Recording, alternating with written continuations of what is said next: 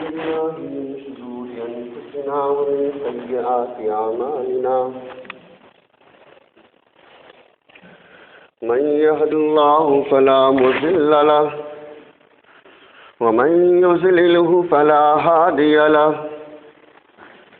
ونشهد أن لا إله إلا الله وحده لا شريك له ونشهد أن سيدنا مولانا محمدا عبده ورسوله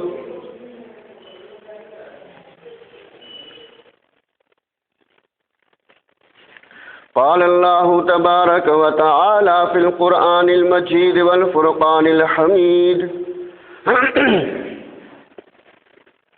أعوذ بالله من الشيطان الرجيم بسم الله الرحمن الرحيم حرمت عليكم الميتة والدم ولحم الخنزير وما أحل لغير الله به إلى آخر الآية صدق اللہ عظیم.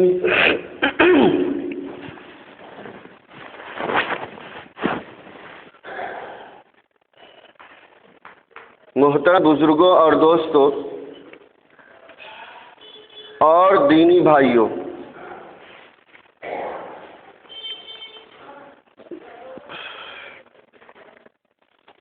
گزشتہ جمعہ پیران پیر شیخ عبدالقادر جیلانی رحمۃ اللہ علیہ کے حیات طیبہ پر مختصر روشنی ڈالی گئی تھی، اور اسی مناسبت سے ڈالی گئی تھی کہ حضرت شیخ کے نام پر جو 11ویں منایا جاتا ہے، شریعت میں اس سلسلے میں کیا حکم موجود ہے، اس پر روشنی ڈالی جائے. اس لیے آج یہ عاجز آپ کی خدمت میں اسی موضوع کے اوپر گفتگو کرے گا. دعا فرمائیے اللہ تعالی صحیح ہمیں کہنے کی اور اس پر عمل کرنے کی توفیق عطا فرمائے.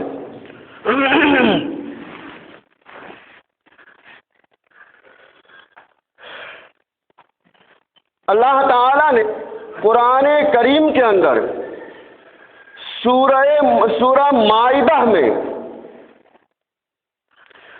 ایک جگہ ان جانوروں کو ذکر کیا ہے جو جانور کا گوشت کھانا حرام ہے. ان میں کچھ جانور تو ایسے ہیں جو بالکل حرام ہیں، اور کچھ جانور ایسے ہیں جو حلال تو ہیں لیکن کسی دوسری وجہ سے وہ حرام ہو گیا ہے. پہلے دونوں کی مثال آپ سمجھ لیجیے اچھی طرح. مثلا کتا ہے، خنزیر ہے، شیر اور چیتا ہے، یہ جانور ہمیشہ حرام ہی ہے، اس کے حلت کا کوئی سوال ہی نہیں. ایک قسم جانور کے وہ ہوئے جو جانور بالکل حرام ہو. یہاں بات کو روک کر ایک قاعدہ سمجھ لیجئے کہ کبھی اگر ایسا مسئلہ پیش آ جائے تو مسئلے کا حل ہو جائے. جو جانور چیر پھاڑ کھانے والا ہو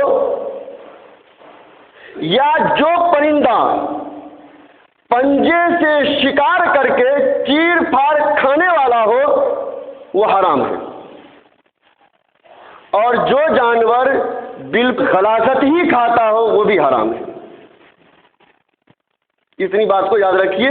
یہ بات مجھے یہاں سمجھانا نہیں ہے، میں آپ کو پھر یہ سمجھانا چاہتا ہوں کہ اللہ تعالیٰ نے سورہ مائدہ کی اس آیت میں حرمت علیکم المیتہ کے اندر دو قسم جانوروں کا تذکرہ کیا ہے اور پوری تفصیل نہیں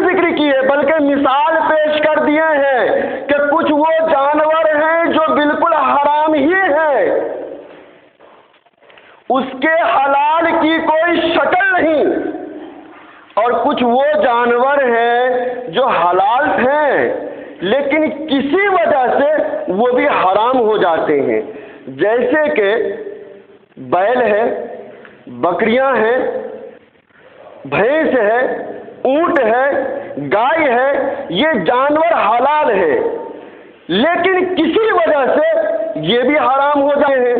چنانچہ فرمایا حرمت علیکم المیتہ، تمہارے اوپر حرام کر دیا گیا ہے وہ جانور جو مردہ ہو گیا ہے، وہ جانور جو مردہ ہو گیا ہے وہ تمہارے لیے حرام کر دیا گیا ہے۔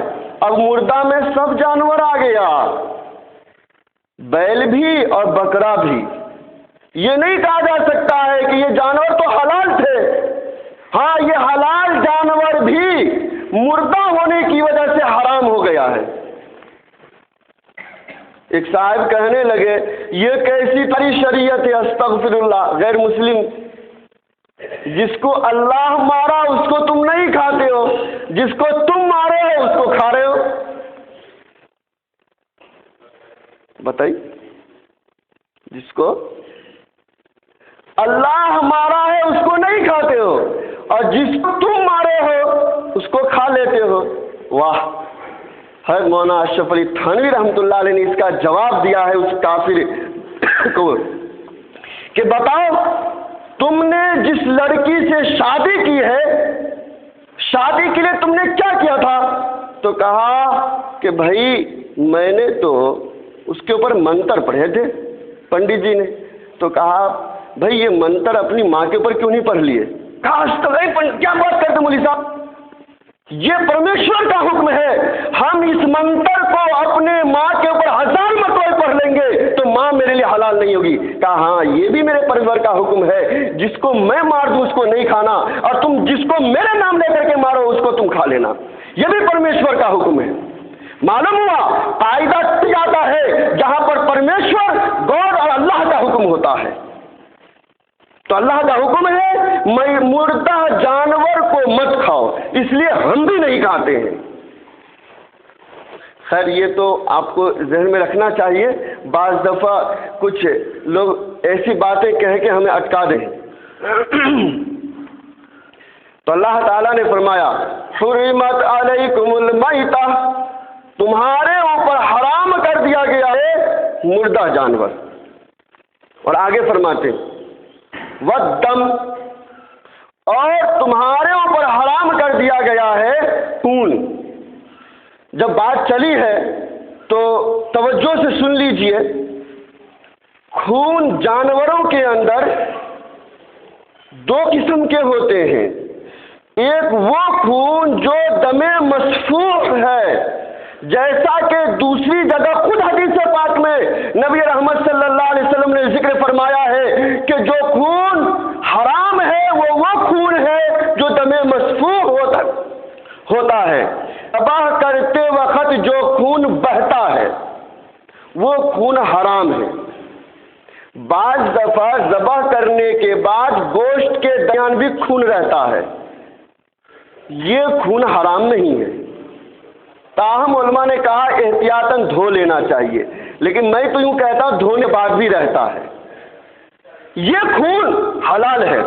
جو خون دم مسفوح ہے، جو رگوں کے کٹنے کے بعد نسوں سے نکلتے ہیں، رگوں میں سے نکلتے ہیں، یہ خون حرام ہے، اور اس کا استعمال اور اس کا بیچنا بھی حرام ہے شریعت میں۔ یاد رکھیے یہ بات، جس کا میں نے آپ کو 1 سال پہلے یہ اصول بتا دیا ہے، جس چیز کے استعمال کا کوئی جائز طریقہ نہ ہو اس کا بھی حرام ہے۔ بعض قصائی لوگ خون بیچ لیتے ہیں غیر مسلموں کے ہاتھ سے، اور یہ حرام ہے۔ شاید بڑے جانور کا آپ کے ہاں نہیں بیچتے ہو، لیکن چھوٹے کا بیچ لیتے ہیں، اور یہ بیچنے والے اگر مسلمان ہے تو یہ آمدنی اس کے لیے حرام ہے۔ آگے اللہ فرماتے ہیں وَلَحْمُ الْخِنْزِيرِ، تیسرے قسم کا ذکر فرمایا ہے، اور حرام کر دیا گیا ہے تمہارے اوپر خنزیر کا گوشت۔ یہ وہ جانور کو اللہ نے ذکر کیا ہے جو بالکلیہ حرام ہے۔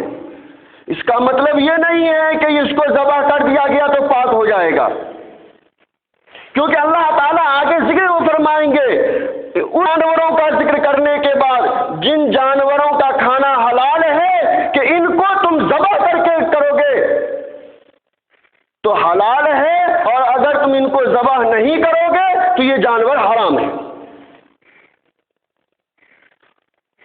جب بات چلی تو یاد رکھیے خنزیر نجس العین ہے۔ نجس العین اس جانور کو کہتے ہیں جس کا ہر چیز ناپاک ہے اور ہر چیز جس کا استعمال کرنا حرام ہے۔ آگے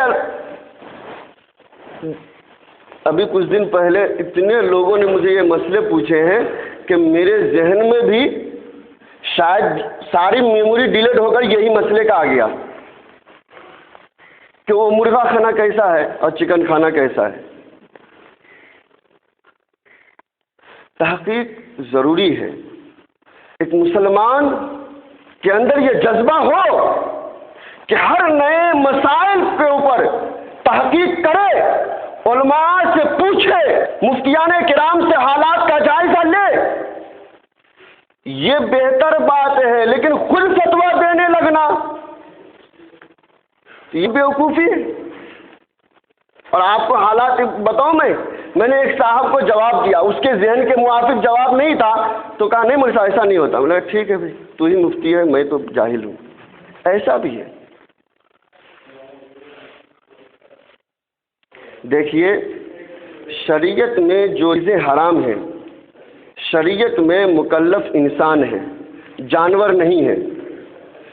بلی کے لیے اور مرغی کے لیے حرام نہیں ہے شراب کا پینا۔ سمجھ میں نہیں آئی بات؟ آپ کہیں گے کہ اب بھائی مرغی بھی آ چلو نماز پڑھنے کے لیے، اور مرغی بھی آپ جو ہے نا برائے کرم جو ہے شراب مجھے آئندہ سے، تو آپ کب تک مرغی کو بچائیں گے؟ نالے میں تو جا کے وہ گندا پانی بھی پی لیتا ہے نا، اور بہت دفعہ وہ مردہ بھی کھا لیتا ہے، اور بہت دفعہ گندی چیز بھی کھا لیتی ہے۔ یہ سارے حالات ہیں۔ بلکہ آپ قدم اٹھائے تو جس گوشت کے نام پر آپ فخر کرتے ہیں وہ گوشت والا جانور بھی اپنا پیشاب خود پی لیتا ہے، اور بھینس خود گندے نالی کا پانی پی لیتی ہے اور اپنا پیشاب خود پی لیتی ہے۔ تو حالات میں آپ کیا کہیں گے؟ یہ سب حرام ہو گیا۔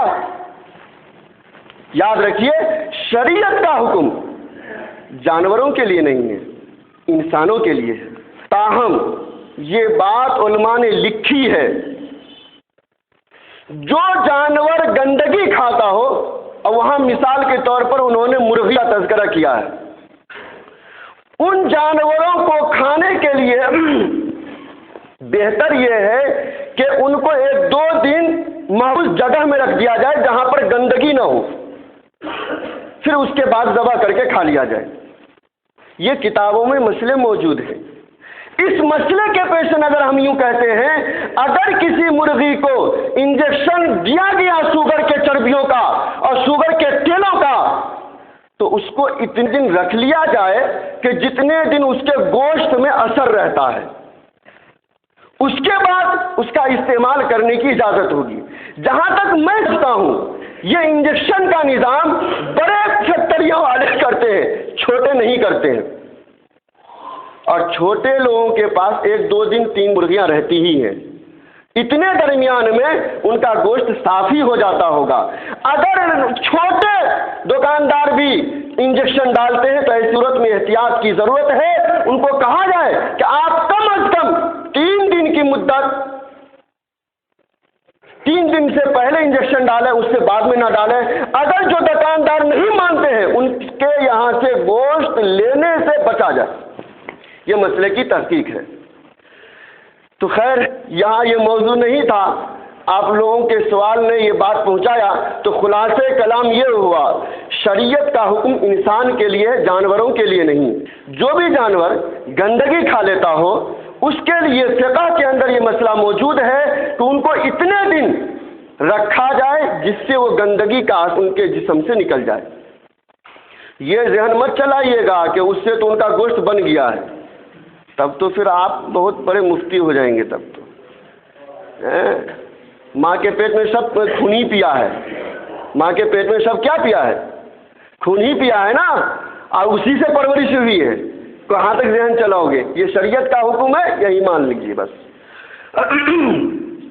تو اللہ تعالیٰ فرماتے ہیں کہ تمہارے لیے حرام کر دیا گیا ہے خون، مردہ جانور، خون اور خنزیر کا گوشت. بلکہ خنزیر کا گوشت ہی نہیں، خنزیر ہر چیزیں حرام ہے. آگے فرمایا ہے وما اہل لغیر اللہ بہ، اور تمہارے حرام کر دیا گیا ہے وہ جانور جس کو اللہ کے علاوہ دوسرے کے لیے ذبح کیا گیا ہو. بس آج کا یہ موضوع اسی جملے کے اوپر ہے کہ اللہ کے علاوہ. اب آپ کہیں گے کہ ترجمہ اپنے طرف سے کر رہا ہے تو آپ کو سمجھا دیتا ہوں. وما اہل، جو حلال کیا گیا ہو، غیر اللہ تو آپ جانتے ہی ہیں نا، لغیر اللہ ہے. جو حلال کیا گیا ہو اللہ کے علاوہ دوسروں کے لیے، وہ جانور بھی تمہارے لیے حرام کر دیا گیا ہے. اور کیسا حرام ہے؟ اسی لائن میں خنزیر بھی ہے. ارے اسی لائن میں سور کا بھی تذکرہ ہے، اور اسی لائن میں مردہ کا بھی تذکرہ ہے. گویا یہ وہ جانور، جو جانور اللہ کے علاوہ دوسروں کے نام پر ذبح کیا گیا ہو، وہ جانور مردہ ہے، اور اس کا گناہ ایسا ہی ہے جیسے مردہ جانور کا کھانا.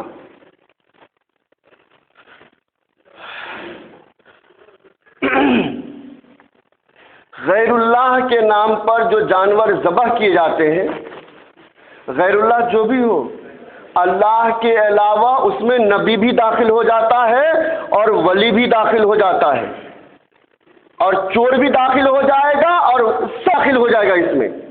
اللہ کے علاوہ جس کے لیے بھی ذبح کیا جائے گا وہ جانور حرام ہے. غیر اللہ کے یہ ذبح کرنے کے تفسیر کی کتابوں میں 3 مطلب ذکر کیے گئے ہیں. آپ کی خدمت میں ہم 2 مطلب یہاں کھائیں گے، تیسرا مطلب اگلے جمعہ ہم آپ کے لیے رکھیں گے. پہلا مطلب تو یہ ہے کہ ذبح کرتے ہی وقت اللہ کے علاوہ دوسروں کا نام لے لیا جائے. بسم اللہ کی جگہ بسم فلاں کہہ دیا جائے، جیسے کہ مشرکین کرتے ہیں بتوں کے نام پر. اور خود نبی رحمت صلی اللہ علیہ وسلم کے دور میں یہ طریقہ رائج تھا. یہ صورت بالاتفاق حرام ہے، کسی قسم کا انکار نہیں اس میں، کہ جو آدمی اللہ کے علاوہ دوسروں کے نام پر ذبح کرتا ہو، بسم اللہ الرحمن الرحیم یا بسم اللہ اللہ اکبر کے بجائے کسی غیر کا نام لے کر کے جانور ذبح کیا ہے، تو یہ جانور حرام ہے، ناجائز ہے. بلکہ علامہ ابن عابدین رحمۃ اللہ نے شامی کے کتاب الذبائح میں ذکر کیا ہے، اگر اس نے اللہ کے نام کے ساتھ غیر اللہ کو ملایا ہے تو بھی وہ حرام ہے. نہیں سمجھ میں آئی بات؟ اللہ کے نام کے ساتھ دوسروں کا بھی نام لے لیتا ہے. بسم اللہ و شیخ عبد القادر جیلانی، اللہ کے نام سے اور شیخ عبد القادر جیلانی کے نام سے ذبح ہے، اللہ کے نام سے اور فلاں آدمی کے نام سے ذبح کیا کر رہا ہوں. تو ایسی صورت میں حضرت علامہ شامی رحمۃ اللہ علیہ نے فتاوی شامی کے کتاب الذبائح میں لکھا ہے کہ یہ جانور بھی حرام اور ناجائز ہے.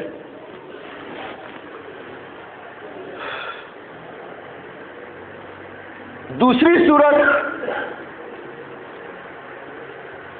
غیر اللہ پر جانور ذبح کرنے کے دوسری صورت یہ ہے کہ نام تو اللہ کا لیا جائے، بسم اللہ الرحمن الرحیم یا بسم اللہ اللہ اکبر یا بسم اللہ، اللہ کا نام لے کر ہی جانور ذبح ہو رہا ہے. لیکن اس ذبح سے مقصد یہ ہے کہ فلاں پیر خوش آئے، فلاں ولی خوش ہو جائے، فلاں بزرگ خوش ہو جائے، فلاں کتب خوش ہو جائے، فلاں ابدال خوش ہو جائے. یہ بھی حرام اور ناجائز ہے. 11ویں کے اندر جو جانور ذبح ہوتے ہیں اکثر 99% وہ یہی ہوتا ہے، اللہ کے نام پر جانور ذبح ہوتا ہے، لیکن اس سے شیخ عبد القادر جیلانی کو خوش کرنا مقصود ہوتا ہے، کسی پیر یا ولی کو خوش کا مقصود ہوتا ہے۔ اور اس طرح حرام ہے۔ بلکہ آپ کو ایک حدیث سنا دیتا ہوں، آپ نے سنا ہوگا لیکن سمجھے نہیں ہوں گے۔ آپ نے سنا ہے ایک بندہ نماز پڑھتا ہے اللہ کے لیے، لیکن دل میں ارادہ کر لیتا ہے میرا ابا خوش ہو جائے یا فلاں آدمی خوش ہو جائے، تو حدیث میں کیا کہا گیا ہے معلوم ہے آپ کو؟ فقد اشرک، اس بندے نے شرک کیا۔ کیا کیا ہے؟ ارے بھائی حدیث آئی نہیں، من صلی ان یرائی فقد اشرک، جس نے نماز پڑھی اللہ کے لیے، مقصد یہ ہے غیر اللہ دیکھ کر خوش ہو، اللہ کے علاوہ کوئی دیکھ کر خوش ہو، تو اللہ کے نبی صلی اللہ علیہ وسلم نے فرمایا فقد اشرک، اس نے شرک کیا۔ اس حدیث پاک میں روزہ کا تذکرہ ہے، حج کا تذکرہ ہے کہ جنہوں نے یہ کام کیے تاکہ لوگ ان کو حاجی کہہ دیں اور لوگ خوش ہو جائیں، انہوں نے شرک کیا۔ ایک اور حدیث سن لیجئے، اور دل میں اگر کسی قسم کی بیماری ہو، شرک و بدعت کی بڑھ گئی ہو، تو اس کو نکال دیجیے گا۔ یہ کسی دیوبندی یا کسی تبلیغی کے کتاب کا حوالہ نہیں دے رہا ہوں، علامہ ابن کثیر رحمۃ اللہ علیہ نے تفسیر ابن کثیر کے اندر سورہ مائدہ کی اسی آیت کے ذیل میں جو سن 700 ہجری کے اندر پیدا ہوئے ہیں، گویا آج سے 700 سال پہلے نہ دیوبندی تھا نہ بریلوی، صرف حنفی المسلک قائم تھا۔ اس وقت کا ایک عالم دین اس آیت کریمہ کے ذیل میں ایک واقعہ نقل کرتا ہے، سن لیجئے۔ فرماتے ہیں کوفہ کے 2 رئیسوں نے آپس میں شہرت کے لیے، لوگوں کو خوش کرنے کے لیے، دکھلاوے کے لیے 100 اونٹ ذبح کیا، 100 اونٹ اللہ کے نام پر ذبح کیا،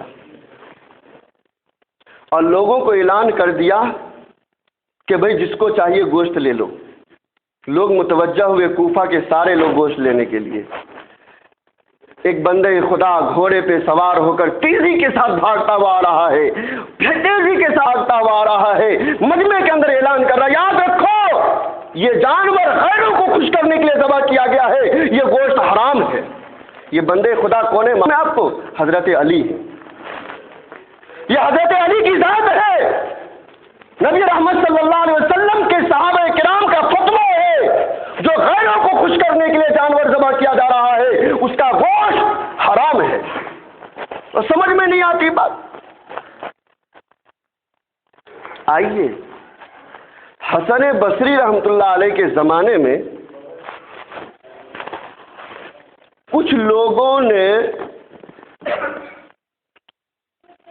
دوسروں کو خوش کی نیت سے ذبح کیا، تو حسن بصری رحمت اللہ علیہ نے اس کے حرام ہونے کا فتویٰ دیا۔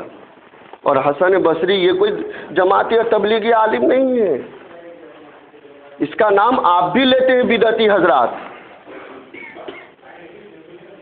یہ 400 500 600 صدی کے علماء ہیں۔ حضرت عائشہ رضی اللہ تعالیٰ عنہ سے صحابہ کرام کے اور لوگوں نے ایک فتویٰ پوچھا کہ دیہاتوں کے اندر کچھ لوگ اللہ کے نام پر ذبح کرتے ہیں لیکن مقصد فخر ہوتا ہے، لوگوں کے اندر بڑائی ہوتی ہے، لوگوں کو دکھانا مود ہوتا ہے، آپ کیا فرماتے ہیں؟ اما عائشہ نے فتویٰ دیا کہ اس کا کھانا حرام ہے۔ یہ بھی تفسیر ابن کثیر کے اندر موجود ہے۔ یہ ساری باتیں اس لیے سنا رہا ہوں، آپ کہیں گے یہاں تو نہیں ہوتا ہے، گھر کی لسٹ موجود ہے کہاں کہاں ہو رہا ہے، سو یوں ہی مت سمجھیے گا کہ ہم مصلے پہ کھڑے ہو گئے تو کچھ پتا نہیں ہے۔ اگر آپ کے گھر میں نہیں ہوتا ہے تو آپ کی گھر کی عورتیں دوسری جگہ یہ غلاظت جاتی ہے اور یہ گندگی کھانے جاتی ہے۔ یہ میں اپنی بات نہیں بیان کر رہا ہوں، قرآن کریم کی آیت کریمہ سے، علماء کرام کی تفسیروں سے الحمدللہ کسی کتاب کا ایسا حوالہ نہیں دیا ہوں جس کو دیوبندی علماء نے تالیف کیا ہو۔ ساری وہ کتابیں ہیں جو ہمارے پہلے کے بزرگ لکھا ہے۔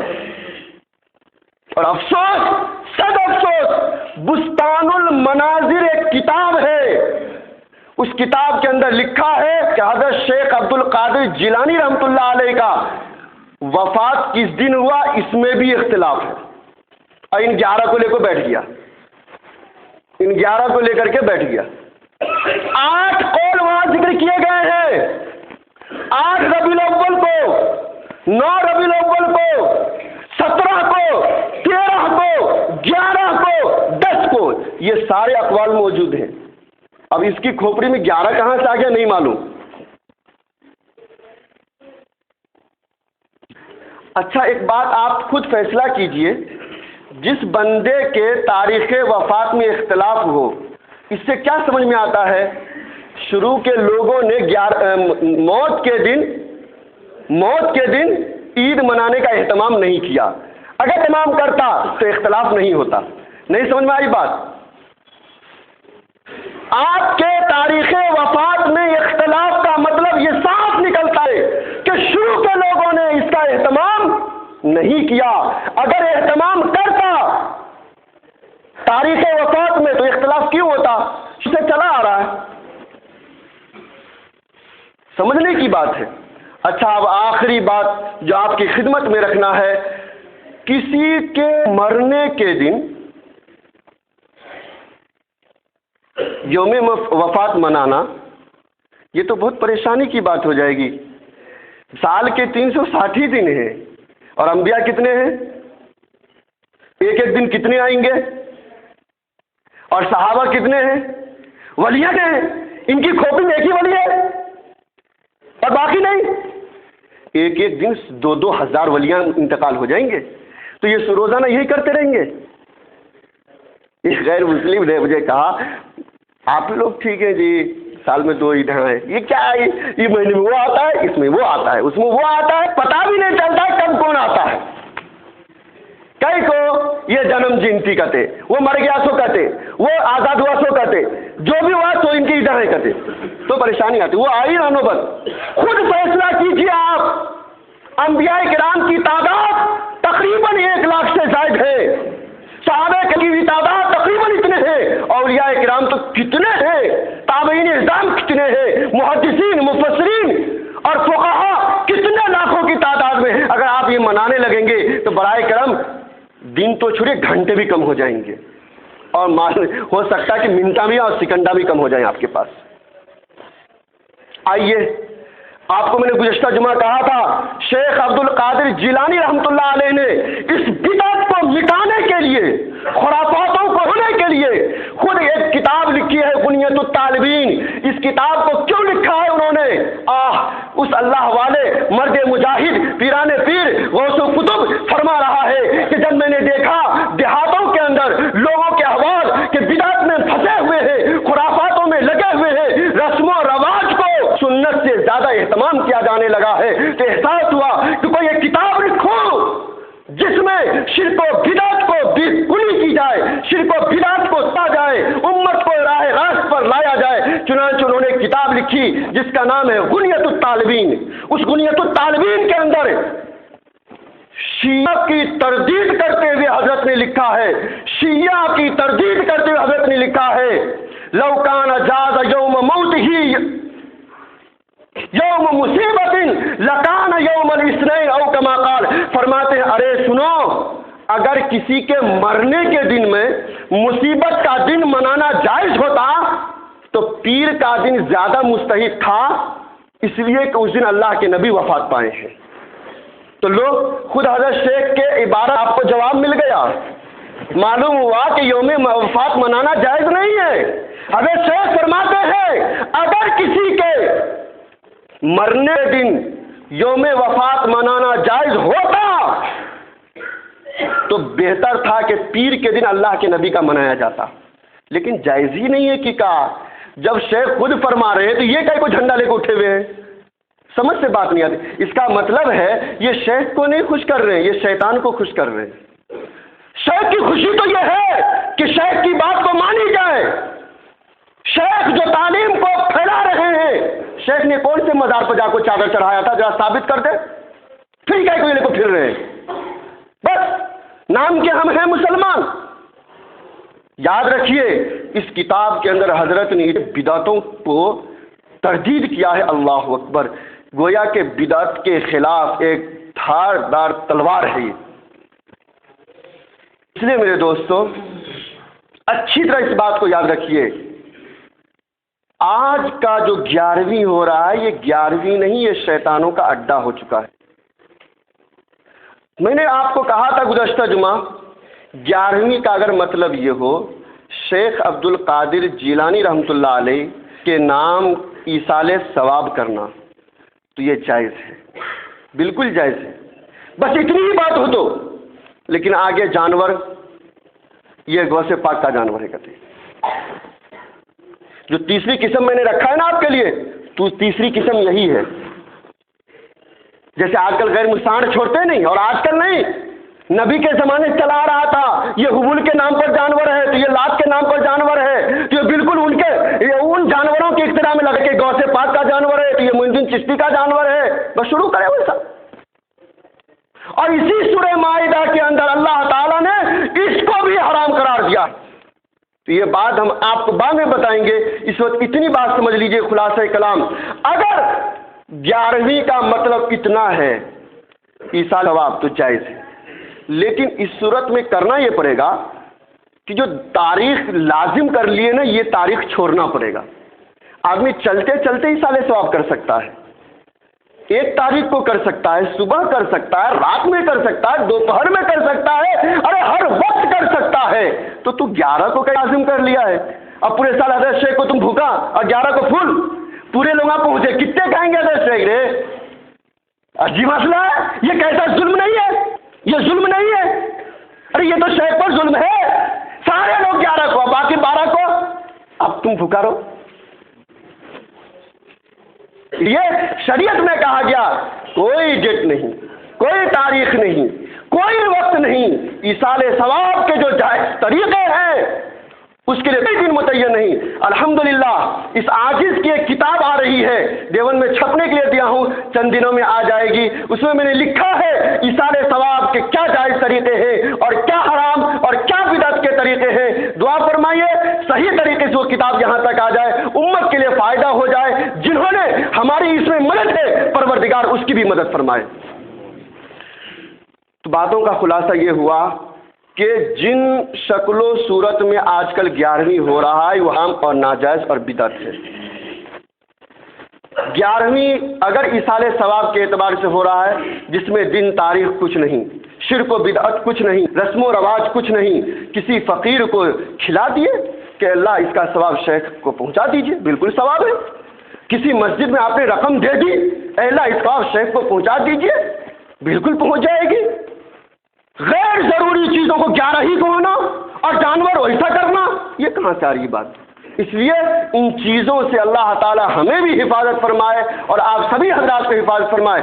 آئندہ جمعہ ہم بتائیں گے کہ جو جانور غیر اللہ کے نام پر چھوڑ جاتے ہیں، جیسے بدعت خیال کے لوگوں نے یہ بھی شروع کر دیا ہے. ہم نے تو ایک بیوقوف کو دیکھا ہے کہ چوٹی بھی چھوڑتے ہیں. چوٹی نہیں سمجھتے، زلفاں بھی چھوڑتے ہیں شیخ کے نام پہ. میں نے کہا واہ، ہم نے تو سنا تھا برہمن چھوڑتے ہیں. ٹھیک، ارے برہمن غیر مسلم ہو وہ چھوڑتے نا بیچ میں. اب یہ اپنے آپ کو کدھر لے جانا چاہتے ہیں وہ یہ سمجھ لے. اللہ تعالیٰ معاف فرماوے. انشاءاللہ آئندہ جو ہم بتائیں گے ان چیزوں کے متعلق. ماشاءاللہ شکریہ. ایک بڑی اعلان ہے حج بیت اللہ کے عنوان پر. گزشتہ جمعہ 6 جمعہ میں نے بات کی تھی. دیکھو میرے بھائیوں، بس ایک حدیث آپ کو سنا دیتا ہوں. جس پر حج واجب ہے اور نہیں کرے گا، میرے نبی نے فرمایا وہ یہودی بن کے مرے یا نصرانی بن کے مرے، میرا اس سے کوئی تعلق نہیں. بس آپ دل میں درد ہے تو یہ ایک حدیث آپ کے لیے کافی ہے. وہ پوری بات پھر لوٹاؤں گا تو 2 مہینہ اسی میں جائے گا. اس لیے حج کا فارم آ چکا ہے، آپ بھریے، کوشش کیجئے. اور کسی کا اگر پاسپورٹ نہیں آ رہا ہے اس سلسلے میں ضروری مشورہ کے لیے ملیے، انشاءاللہ مسئلے حل ہوں گے، پروردگار حل کرائے گا. یہ فارم منصور بھائی نیسری کر کے پاس ہیں، ان سے ملاقات کیجئے، ضروری ہدایات ہیں ان سے ہدایت لیجئے اور فارم فل اپ کر بھیج دیجئے۔